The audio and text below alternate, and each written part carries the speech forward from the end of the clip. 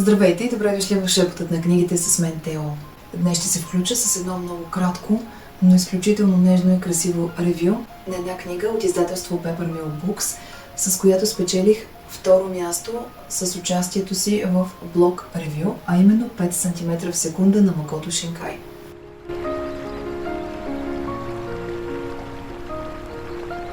5 см в секунда е първият роман на японския автор Макото Шинкай, видял бял свят през 2007 година. Книгата излиза у нас благодарение на издателство Peppermill Books в превод на Гергана Дечева.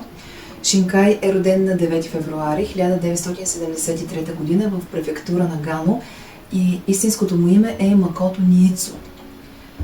Псевдонимът му е Макото Шинкай и в живота той е щастливо женен и вглеждайки се в иероглифите на истинското му име, сякаш виждам като последен знак къщичка и две еднакви половинки над нея, като два допълващи се образа, този на мъжа и жената.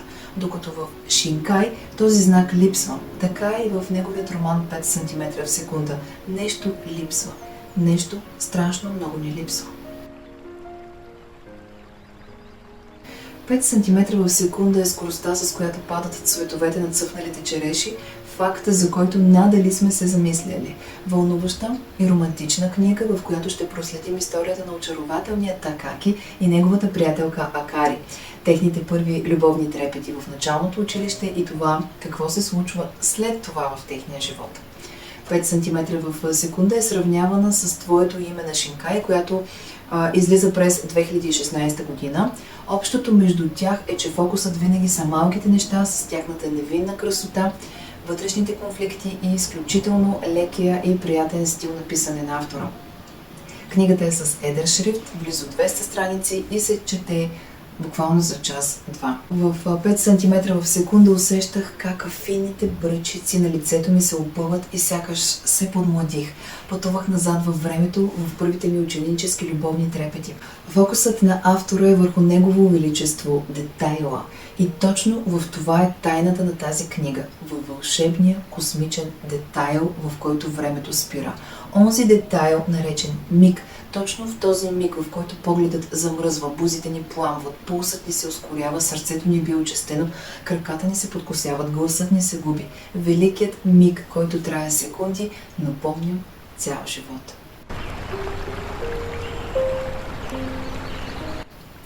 В началото Такаки и Акари са в 6-ти клас, две чисти, крехки души в търсене на звездната светлина, разпръсната навсякъде по света.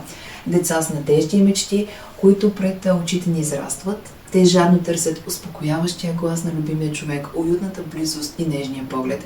И да, с тази книга се влюбваме отново и политаме високо в небето. И бързо препускат годините. Книгата охая на пролет, на лято, на есен, на зима, на мляко с кафе, на морски бриз, на сладостен цъфнал черешов цвят, сякаш аромат по кожата на любимия човек. Книгата нашепва звуците на люлеещите се треви, огъващите се клони и падащите листа на дърветата. Поглеждаме небето, заедно с нашите герои и усещаме нежния допир на лъчите от залязващото слънце. Романът ни напомня за влакът като връзка между две сърца и писмото, с което винаги разговорите са по-тихи, по-нежни, по-лични, по-истински. Неизвестното чувство, което събужда страха у един тинейджър, страхът от провал и много въпроси без отговори. Книгата ни връща спомените за онези малки откраднати мигове на щастие с човека, когото тайно обичаме. И онзи блажен миг на освобождение, в който превъртаме мислено лентата, повтаряме си любима дума, чута от него, поглед, жест. И едва тогава заспиваме усмихнати. У героите се усеща копнеж, самота, лека тъга. Разговорите са тихи, плахи. Читателят жадува за момента на щастие, който всеки заслужава. И точно това ми се искаше в книгата. Да запълня липсите, да залепя раните, да спра кървенето. И след години, позабравили старата любов, в кварталния магазин чуваме познатата песен с него. И в този миг сърцето ни спира, времето спира и се появява споменът. Споменът, който никой и никога не може да ни отнеме. Едно от посланията на книгата е, че всички си приличаме по едно. Искаме да бъдем обичани. Но когато гледаме в едно небе, не означава, че виждаме едно и също нещо. И все пак, колкото и пъти да падаш, винаги трябва да се изправиш, защото чувството на успех после е пречистващо. Романът има екранизация, аниме, който отлично се допълва с книгата. Препоръчвам горещо 5 см в секунда на Макото Шинкай, защото тя ни напомня, че от нас зависи дали ще променим бъдещето си, дали ще запазим само спомените или ще се борим за нея, любовта. От нас зависи. Това беше първата ми среща с Макото Шинкай и наистина смея да кажа, че това е автор, който ще продължа да опознавам. Това е един автор, който пише много нежно. Разговорите наистина са тихи. Има една крехкост в героите на японските автори. Те са толкова крехки душевно, че ти се страхуваш да не ги счупиш. Една чистота, една красота, една забавеност в темпото, в ритъма. Едно спокойствие, което изключително много ми харесва и ще продължа да търся в японските автори. Следващата книга, която ще прочета на Макото Шинкай, е Твоето име и с нетърпение очаквам и останалите книги, които ще подготви издателство Peppermill Books.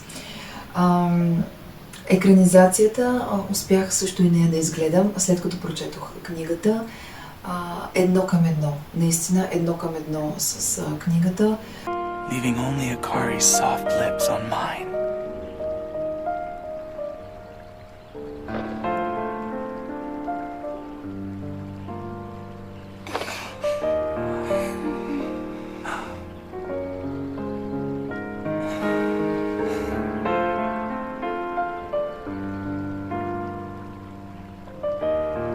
That night, we stayed in a tiny shack by the corner of a field. Точно така си представях героите, точно така си представях местата, на които бяха. Дори малко повече от моите представи беше в анимето. Може да го откриете, безплатно е, гледа се, достъпно е. Така че, според мен, дали първо анимето или книгата, наистина този път няма значение, защото те просто се припокриват. И все пак, ако искате да си имате ваша собствена представа, прочетете първо книгата и след това изгледайте анимето. Надявам се да имам скоро ревю и на Твоето име. И благодаря още веднъж на издателство Peppermill Books за възможността да участвам в конкурса Blog Review, защото аз благодарение на този конкурс изместих книгата, успях да прочета по-бързо, успях да напиша това ревю. Силно се надявам да мога така да има още такива конкурси, защото действат изключително мотивиращо за буктюбъри, ютубъри или хора, които обичат да пишат ревюта на книги. Много, много мотивиращо. Още веднъж сърдечни благодарности. Благодаря ви, че отново се вслушахте в шепотът на книгите. Надявам се да съм запалила интереса ви към авторът Макото Шинкай и към книгата 5 см в секунда. Бъдете здрави и до нови срещи!